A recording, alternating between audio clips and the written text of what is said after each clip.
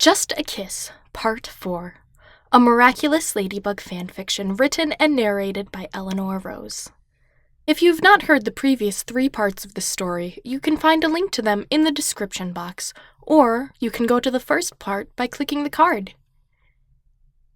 If you like this content, make sure to subscribe to the channel and give this video a thumbs up to show your support.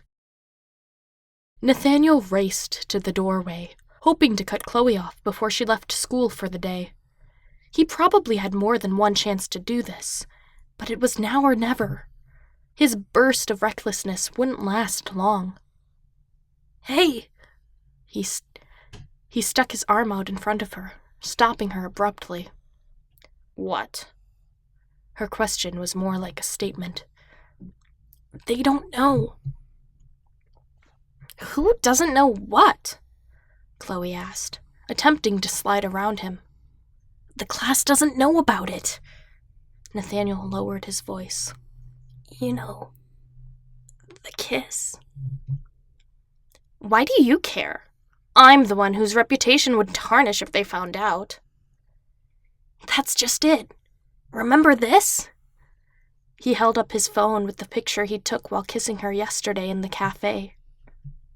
"Give me that!" She made an attempt to grab it, but he dominated her in height. "What if someone sees?" "That's just it, Chloe. If you don't want this photo to get out, you'll model for me. Okay?" "Blackmail?" "Listen, you tomato. No one, and I mean no one, blackmails me. Got it?" "Why?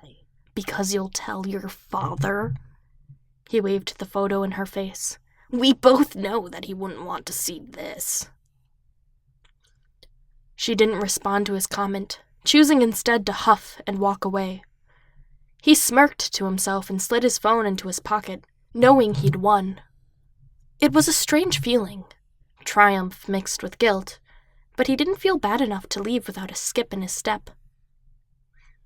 He didn't see the text message from Chloe until he was back in his living room, digging through the couch for the television remote. Nathaniel planned on putting on a low-budget drama while he sketched a commission, but one sentence from her changed his schedule. 3 sketches, and I get the originals." "All right. 3 sketches it is." It took all of his self-control to not jump up with a fist in the air. She agreed. Chloe was going to model for him.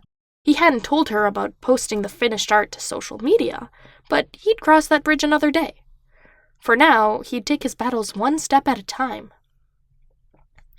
"See you tonight?" he typed. "What?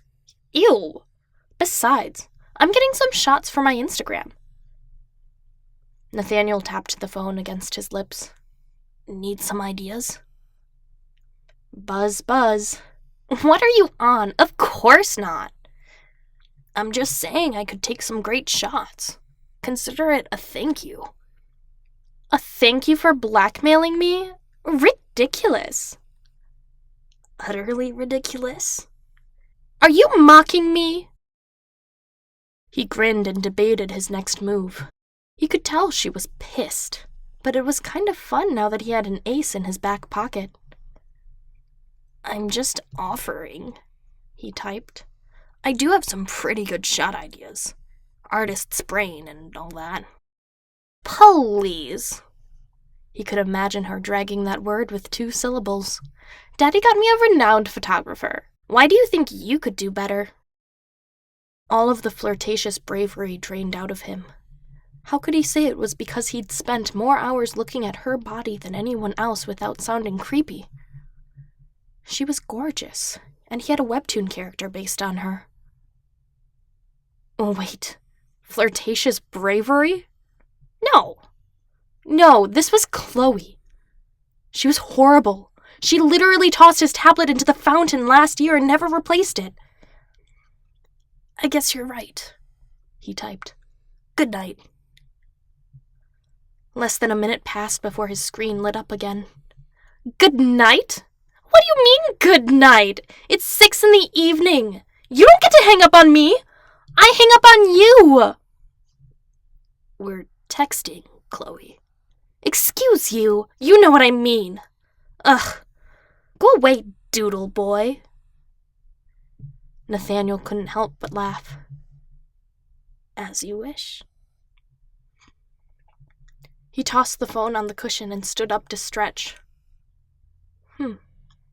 He got her flustered. It was a nice feeling, truthfully speaking, but now his mind was on her Instagram feed. Her color scheme was white, black, and yellow with some kind of preset that pulled the pink undertones out, if not added them in general. It looked nice, but he wished he could add some personality in. Not just poses against backdrops, but have her doing things. Give her a personality by adding a ukulele or catching a shot as she's touching up her lipstick or lip gloss or whatever it is she uses. Oh, the ideas he could come up with. Chloe was a great model, despite his repulsion for her personality.